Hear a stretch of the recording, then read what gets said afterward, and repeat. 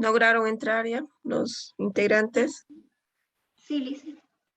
Puedo Ya. continuar, ¿no? Sí, adelante.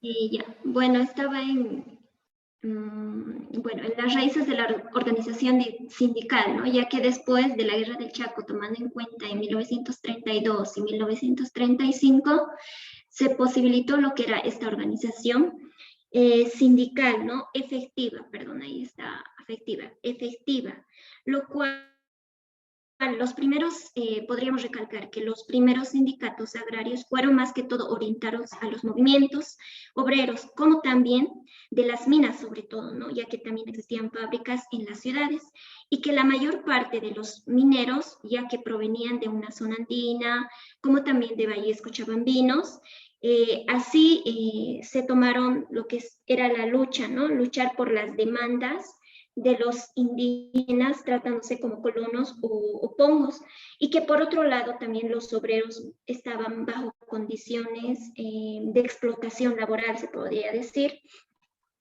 Dicho esto, en un determinado momento se ha podido crear lo que son los sindicatos de sociedad obrera de socorros mutuos, esto tomando en cuenta Simón y Patiño y la Mutual Albina de Patiño en 1918, y que también se establecieron, ¿no? Ya que ellos fueron padrinos, se establecieron cuotas de un boliviano quincenal, esto que eran por jornales, y dichos recursos, esto fue una caja que fue acumulada en la empresa y que sobre todo estaban destinadas a poder socorrer a los asociados, a los familiares, en caso de enfermedad o también de accidente, ¿no? Por lo cual se han originado, se podría decir, las primeras asociaciones de trabajadores en Bolivia, mucho antes que los trabajadores obreros, estos se unan entre sí. ¿Me lo pasa, Lice? Ahora, tomando en cuenta los puntos importantes, ¿no? Para poder definir el derecho colectivo laboral, vamos a decir que es ese conjunto de instituciones o leyes que se van a ir considerando a los trabajadores como también a los empleadores de manera colectiva, lo cual va a hacerse ver como una parte asociacional y corporativa que va a tomar como fundamento al ser humano en sí, que vive en sociedad y que toma en cuenta lo que serían los valores como la solidaridad e interdependencia, ya que este derecho colectivo toma en cuenta tres bases fundamentales, tres pilares fundamentales, en los cuales serían las organizaciones sindicales, el derecho a formar parte, en este caso, de una asociación colectiva, y también el derecho a la conciliación. Ahora, hablando del derecho sindical, es esa facultad que cada individuo, cada integrante, ya sea de producción, sea como trabajador o también como empleador, esto para poder unir fuerzas entre ambas, ¿no? Y que también van a tener ellos intereses, y que también va a ser la responsabilidad con los otros de poder pertenecer a un mismo grupo, ya sea profesional o conexo, para que puedan ir hacia su defensa, ¿no? Y también tomando en cuenta la efectividad de cada uno de sus derechos. Entre las características que tenemos es el hecho de poder ser autónomo. Autónomo me refiero a que tenga esa finalidad, ese ser de formar parte, ya sea de una asociación, tiene carácter sistémico porque es democrático, ya que también va a ser integrado hacia los demás, tomando en cuenta los derechos que van a ser reconocidos, y que también va a ser esto para el logro de poder desempeñar de manera libre, justa, equitativa, con el bienestar de la persona en este caso. La autenticidad y representatividad. Vamos a hablar de esto, que va a formar una plena democratización fundamental en el funcionamiento, al poder hablar de manera real, de manera confiable, efectiva, los intereses que va a tener la clase trabajadora, ¿no? Y relatividad se refiere más que todo a lo relativo a las condiciones de la realidad social. Me refiero a lo económico, a lo político y a lo sindical, ¿no? Me lo pasa, Licen, por favor. Bueno, en cuanto a la definición de sindicato, es esa asociación de trabajadores que se constituye de manera libre, voluntaria, permanente para el estudio y el mejoramiento de la defensa de sus respectivos intereses. Y tiene como la finalidad, en este caso del sindicato, vamos a tomar en cuenta el hecho de poder velar el cumplimiento de su normativa laboral, también celebrar los contratos colectivos que puedan representar también a los asociados y también representar a los intereses, tanto pueden ser económicos, atender los fines culturales, también poder instalar escuelas, ya sean primarias o industriales o profesionales, ¿no? Actividades deportivas, también entre ellas está. Ahora, en cuanto al derecho sindical de la Constitución Política del Estado, esto en su artículo 51 va estableciendo ya que todos los trabajadores y trabajadoras van a tener ese derecho de poder organizarse en sindicatos de acuerdo con la ley. ¿Me lo baja, Lice? Ahora, dentro de los principios sindicales, ¿no? Tomando en cuenta dentro de lo que sería el derecho sindical y la Constitución Política del Estado, establece que todo sindicato, como ya dije, ¿no? Forma parte, está regida por normas, intereses, principios sindicales del Estado de Bolivia, lo cual va a enunciar los siguientes, ¿no? La unidad, me refiero a que va a ser importante para poder tomar en cuenta los fines de los derechos de los trabajadores, ¿no? De un sindicato frente al empleador. La democracia sindical es más que todo a la decisión de la mayoría contra la minoría en este caso, ¿no? De poder tomar decisiones que sean beneficiosas para los trabajadores. Dentro del pluralismo político estarían las tendencias internas de los trabajadores respecto a sus ideas y protecciones, en este caso. Autosostenimiento va a ser esa aceptación del sindicato a fin de que el sindicato de cada empresa pueda cumplir con esos objetivos que van a ser establecidos y van a estar protegidos para los afiliados en este caso. Y también estaría la solidaridad e internacionalismo. Me refiero que va a ser esto el apoyo que les va a permitir a los trabajadores a poder luchar, poder demostrar en este caso la lucha de sus derechos con el fin común de todos ellos para poder entender más que todo, ¿no? Este movimiento obrero. Ahora, dentro de la Ley General del Trabajo, respecto a la sindicalización, en el artículo 99 de la Ley General de Trabajo, expresa, ¿no? Que el derecho de la asociación, el sindicato, que podrá ser tanto tomando en cuenta patronales, gremiales, mixtos o industriales.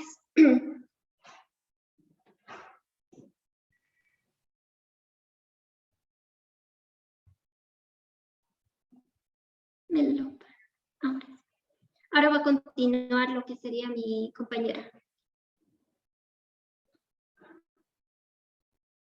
Adelante. Bueno, en cuanto a la constitución del sindicato, según la doctrina, esta etapa es preparatoria, donde varias personas asumen la iniciativa de constituirlo. Está caracterizado y dinamizado por una etapa previa, ya que tiene el interés profesional y común de los gestores, el cual posibilita la defensa de los intereses sociales comunes e intereses económicos. Bueno, de aquí su idea va aplicando tres aspectos, que son la decisión de poder constituir la organización, que se encuentra en el artículo 2 del convenio número 87 de la OIT. La redacción y aprobación de los estatutos en el artículo 3, que es en el convenio número 87, igualmente de la OIT. Bueno, primeramente... Te voy a corregir, Aisito, ya es convenio. sí, convenio. Ya, adelante. Primeramente, es una convocatoria de asambleas general que toma acuerdos que legitiman la organización para efectos de inscripciones o depósitos y de esta manera efectuar el nombramiento de personeros y administradores a partir de un inicio de base. Esta fase de preparatorias rige el derecho del poder constituir la organización sin autorización previa.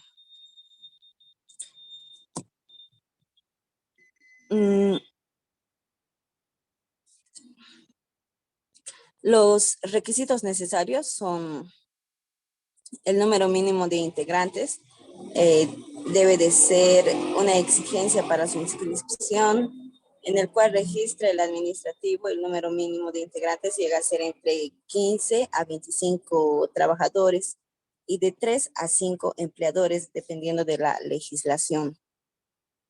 En cuanto a su inscripción o depósito, está conformado por 3 razones.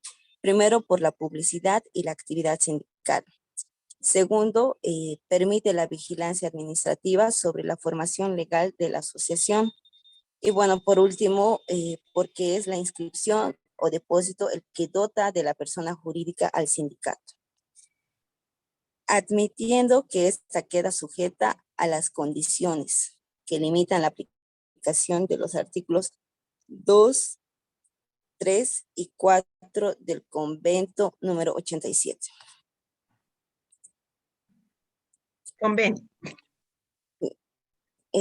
La personificación del sindicato es otorgada por la administración mediante la resolución suprema y cumpliendo ciertos requisitos. Bueno, en el nacimiento, en la personificación del sindicato, el nacimiento de la vida jurídica del sindicato conlleva el tema de su obtención de su personalidad jurídica. Esta va consecuente con la capacidad para actuar, ya que tiene la capacidad del sujeto de derechos y obligaciones, como también de representar a sus asociados. La personalidad jurídica tiene ciertos requisitos, el cual son la acta de constitución del sindicato, el estatuto orgánico, la acta de aprobación y el reglamento interno, nómina de los nombres. Nómina de los miembros.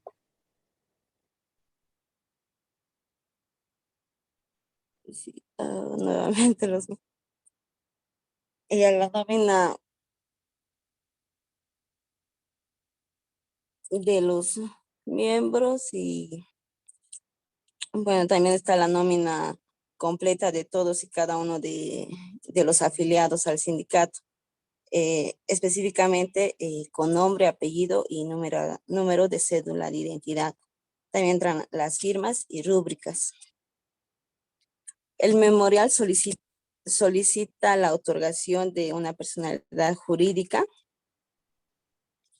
y eso tiene el procedimiento porque se sustenta en el artículo 125 del decreto reglamentario de la Ley General de Trabajo. Artículo 125. De la Ley General de Trabajo. Para el objeto anteriormente indicado, presentarán la respectiva solicitud ante el Ministerio de Trabajo, acompañando copia legalizada de los documentos siguientes. De igual manera, se vuelven a recalcar los requisitos. Lice, ¿me lo podría...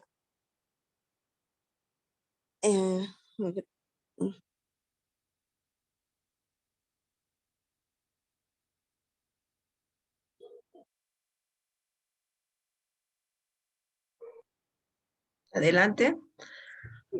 La limitación de una dirigencia sindical. Todos los trabajadores pueden ser parte de un sindicato. La excepción se genera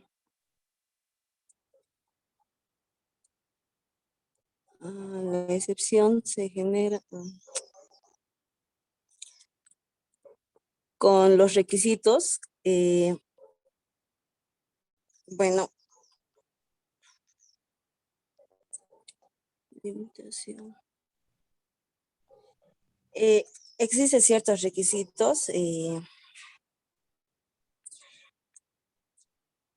esa manera va a ser representativo y nace porque representa y tendrá la función de una representación, ya sea extendida como la actividad legal de los miembros en el ejercicio de la actividad de la negociación. Como tal, lo recalco que sus funciones pueden ser diversas.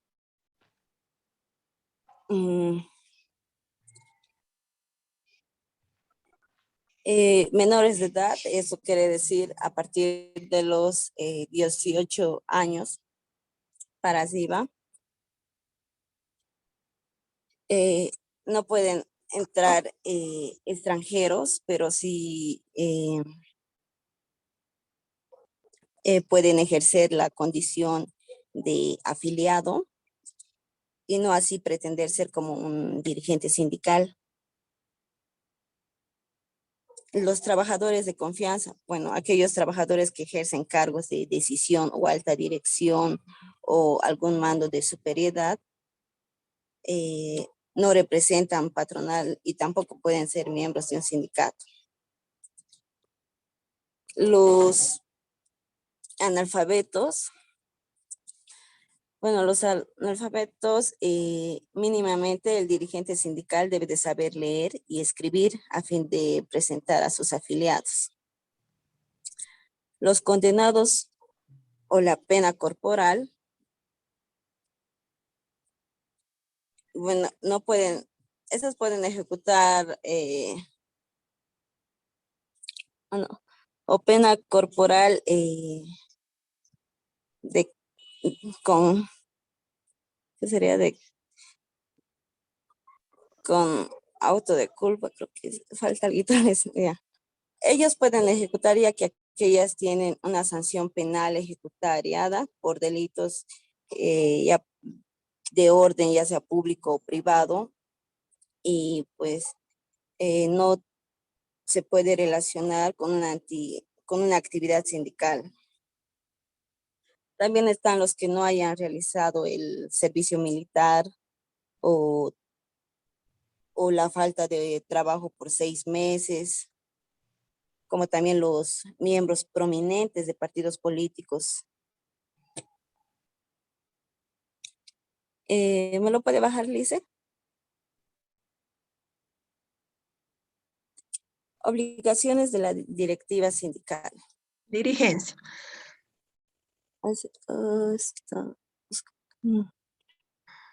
Bueno, así dirigencia. Bueno, la dirigencia sindical tiene obligaciones que se debe de cumplir. Está la gratuidad, la documentación y la rendición. Bueno, en cuanto a la gratuidad, los dirigentes sindicales cumplen una función propia de representantes de los trabajadores, por lo que no pueden cobrar por dicha función, sino más bien el fuero sindical establece como prerrogativas de protección al trabajador. En la documentación, bueno, los dirigentes deben de llevar 4 libros, que está el registro de asociados, acta de ingresos o gastos y de archivos y la correspondencia.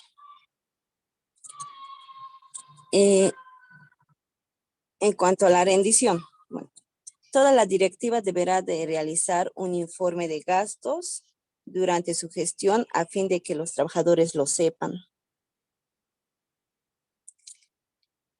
Ya que sea el aporte sindical que se va a otorgar y está siendo bien gastado por la directiva sindical. Limitaciones y prohibiciones a los sindicatos.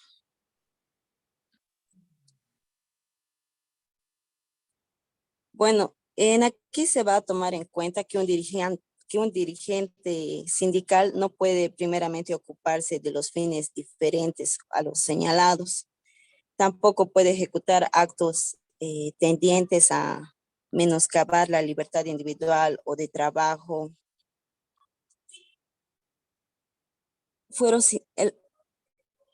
Aquí encontramos dos puntos importantes, que está el fuero sindical y la disolución y liquidación de sindicatos. En cuanto al fuero sindical, es la garantía legal que otorga el Estado boliviano a los dirigentes sindicales, con el objetivo de un cumplimiento hacia sus funciones sindicales. Y cabe resaltar que en el fuero sindical no va a proteger al dirigente por contravenciones o delitos cometidos en la jurisdicción civil, penal o administrativa. Eso debido a que existe el trámite de desafuero sindical, el cual se instaurará cuando se pretenda acusar de transgresión a la normativa laboral al dirigente. Y también interpondrá ante el juez de trabajo.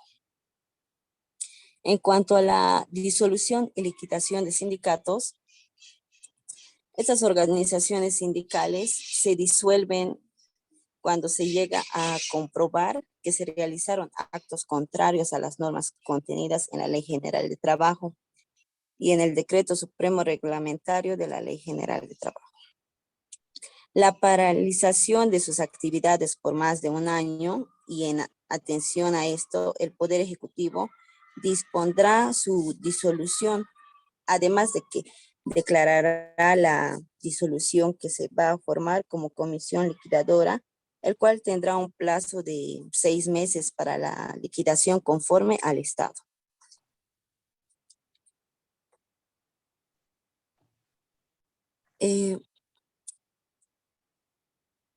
¿Paso, no? Lisa, ¿podría bajar? Sí. Así.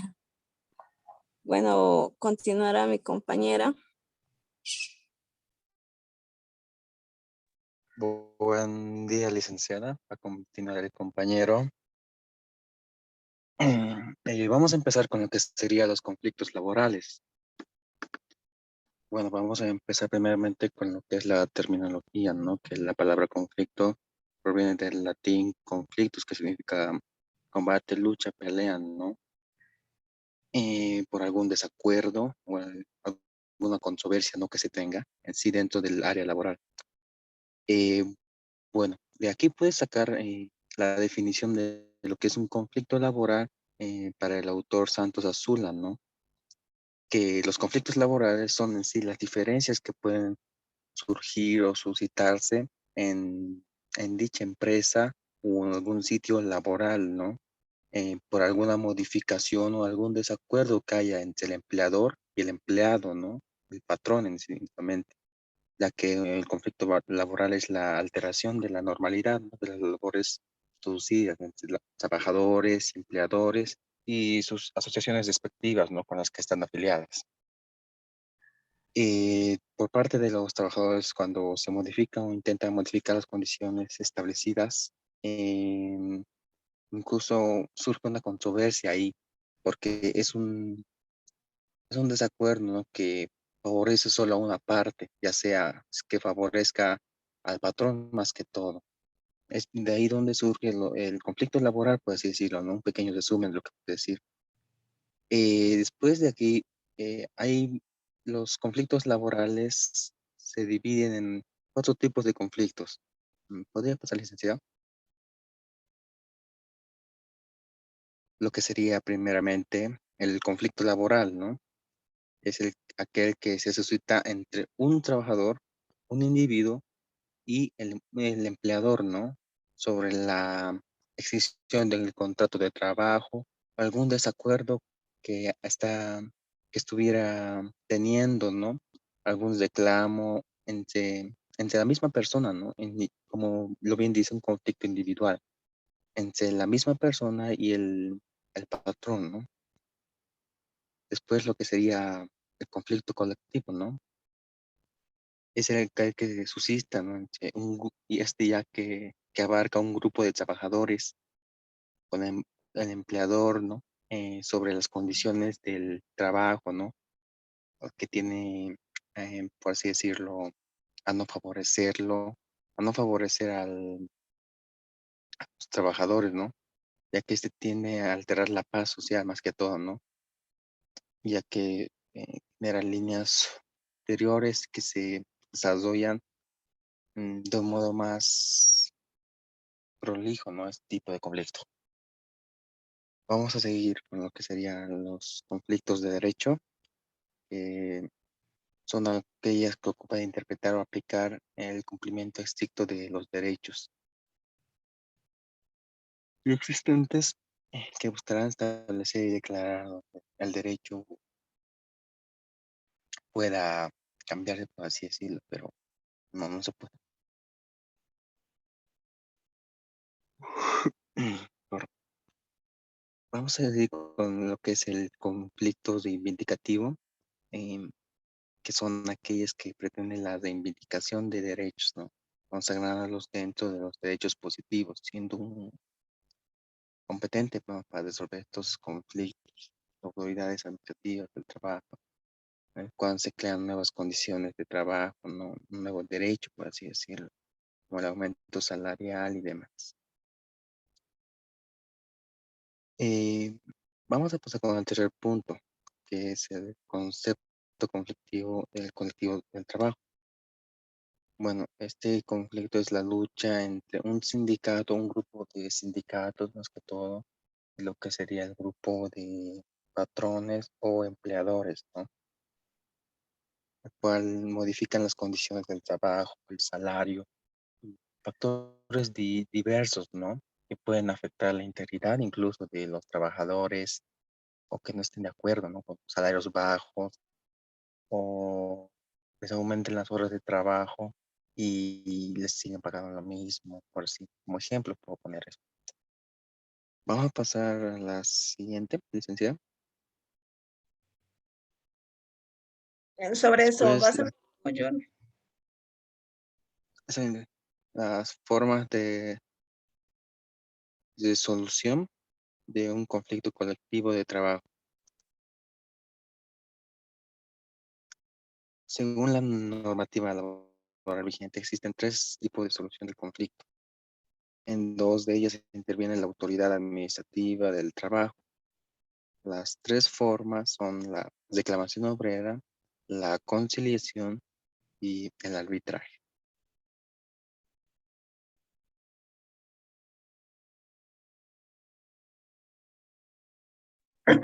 Perdón.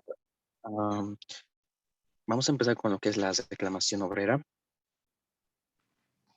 que más que todo va vinculado al artículo 106 de la Ley General del Trabajo, ¿no? El cual eh, nos dice que todo sindicato que tuviera alguna dis- disidencia con los patrones emitirá su pliego de reclamaciones al respectivo inspector de trabajo, ¿no? Suscrito por los miembros de la directiva de sindicato y la falta de estos ante los trabajadores de conflicto. Es lo que nos dice el artículo 106, ¿no? ¿No? Y el pliego de las reclamaciones debe ser escrito y, bueno, especifica algunos puntos, ¿no? Que debe tener, ¿no? ¿no? El detalle de las peticiones, nombre, apellido, copia del acta, personal a la que afecta, todos esos detalles que debe tener la reclamación obrera, ¿no? Para que, para que esta, por así decirlo, eh, sea una reclamación válida, porque de otro modo no va a ser válida. Pues, sí. Bueno, este pliego de reclamaciones está relacionado con el respeto y el cumplimiento de los derechos adquiridos, ¿no? Por virtud de ley y convenio, ¿no? Eh, Vamos a pasar al siguiente punto, que es la conciliación. Aquí la conciliación es componer y ajustar los ánimos que están opuestos entre sí, ¿no? En ese sentido, el conciliador busca el acercamiento en las partes, ¿no? En llegar a un acuerdo verbal mutuo que beneficien a ambas partes, por así decirlo, ¿no? Entre la conciliación, podemos dividir en dos partes, ¿no? Lo que es la constitución de la Junta de Conciliación, un poquito más abajo de la lista, que esta señala del trabajo exigirá al sindicato y al patrón la constitución de la Junta de Conciliación, que sea formado por 2 representantes de cada sector, ¿no? Fijando para ello un tiempo limitado que es de 48 horas, ¿no? Y después vamos lo que son la reunión de Junta de Conciliación, la cual debe reunirse dentro de las 72 horas tras recibido lo que sería el pliego de las reclamaciones, ¿no? Que será precedida por el inspector de trabajo, quien no emitirá opinión ni voto sobre el fondo del asunto, sino más bien tratando por todos los medios solucionar de la forma más pacífica y amigable, ¿no? Como bien reitero, de una forma, un acuerdo verbal, ¿no? Que beneficia a ambas partes. Va a continuar mi compañera Fabiola. Bueno, el arbitraje. El arbitraje es una resolución dictada por un tercero, que también es llamada árbitro, el cual también se puede decir que es nombrado por los sindicatos y los patronos. Es una decisión que debe ser acatada y cumplida por las partes. Bueno, nuestra normativa laboral exige que agota la instancia de conciliación dicha problemática que será elevada ante un tribunal arbitral bajo un procedimiento. Bueno, el tribunal arbitral estará constituido por un miembro por cada parte, presidido por el director general de trabajo del Ministerio de Trabajo, Empleo y la Previsión Social en la ciudad de La Paz. En otros departamentos estará presidido por el director departamental de trabajo de la ciudad que corresponde y en caso extremo de una autoridad de política de mayor jerarquía en los lugares donde no existan autoridades laborales que pueden ser designados árbitros, los trabajadores o patrones en conflictos.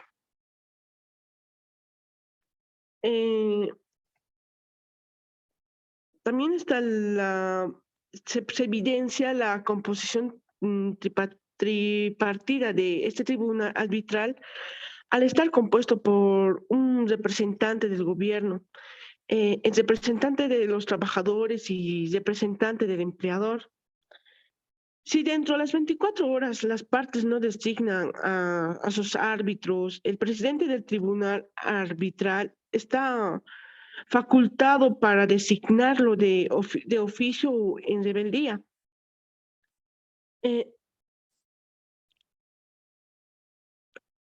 También está constituido el tribunal que empezará sus funciones dentro de 48 horas de la noción a las partes. Se oirá a las partes, así como también se recibe la prueba con un término probatorio de 7 días. Si se vence el cual se pronuncia, y si se va a vencer, se va a pronunciar el laudo arbitral dentro de los 15 días posteriores. En ese lapso, los trabajadores continuarán sus labores cotidianas, deben continuar con sus labores. Bueno, el laudo arbitral se expendirá por mayoría de votos y también es obligatorio para las partes por el plazo que determinen. También el plazo no podrá ser inferior a los 6 meses en los siguientes casos. Cuando el conflicto afecta a los servicios de carácter público, también cuando el Poder Ejecutivo así lo determine, cuando las partes hayan convenido en ello también. La huelga. Si fracasan tanto la conciliación y el arbitraje, los trabajadores están en su derecho de declarar la huelga y los empleadores el lockout.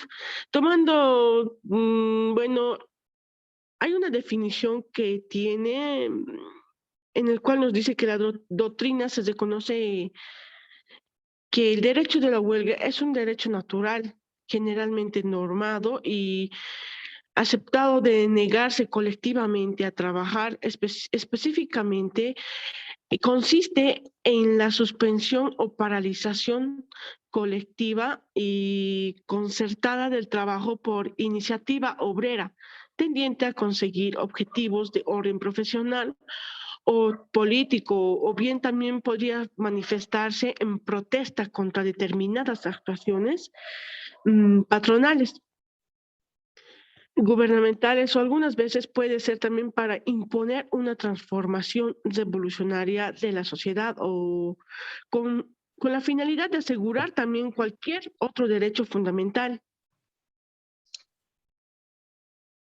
Y también existen 5 elementos de la huelga. Bueno, el primer elemento es involucrar a la mayoría de los trabajadores en su reivindicación. La segunda, se suspende el trabajo mientras no se resuelvan los conflictos. La tercera es un conflicto lícito de presión hacia el empleador. También es temporal, ya que finalizando el conflicto se retorna a sus actividades normales en la empresa. Procedimiento para la huelga. Se tiene que seguir un procedimiento que es previamente, antes de ingresar a la huelga, los trabajadores, por parte de sus afectados, deberán declararla una vez realizada tal acción.